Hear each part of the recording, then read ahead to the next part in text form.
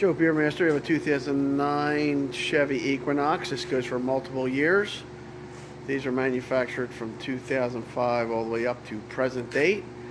And when you have a light out, a headlight bulb or a side light, marker light, how do you change that bulb without taking the whole front apart? Well, you can see this whole thing's enclosed in. And if you look in the back, you really don't have access because of the radiator support. Pretty much encloses it. Same thing with the other side. I mean, you got it's like a computer system or in a battery box over there underneath it. Everything's in the way. So GM's come up with a bright idea. I'm going to show you how to access those bulbs without going through all that.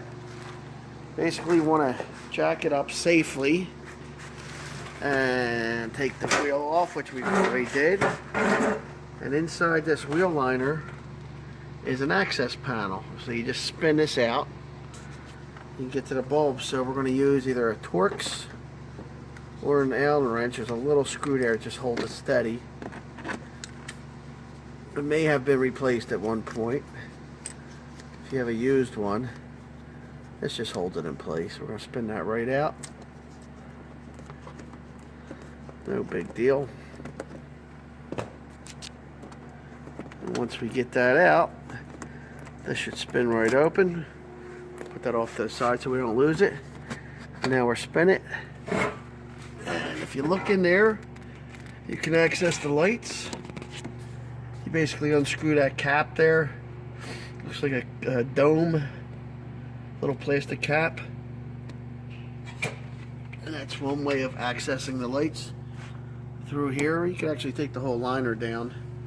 It's not a big deal. It's got clips, screws, clip, screw, clip under there. But you can pretty much get to this. It looks like a tough one, but that's how they designed it. So now after you change the bulb, you have to, squeeze, turn it out, spin it out, and replace it like you would a normal bulb. And you can see one of my other videos for that. Just look up Joe Beermaster headlight bulb replacement and you will see how I twist them out. I'm not going to do it on this one right now. We're going to put the screw back in. So that is the access port for this. And it is on both the driver's and passenger side. Joe Beermaster, thanks for watching and give me a thumbs up.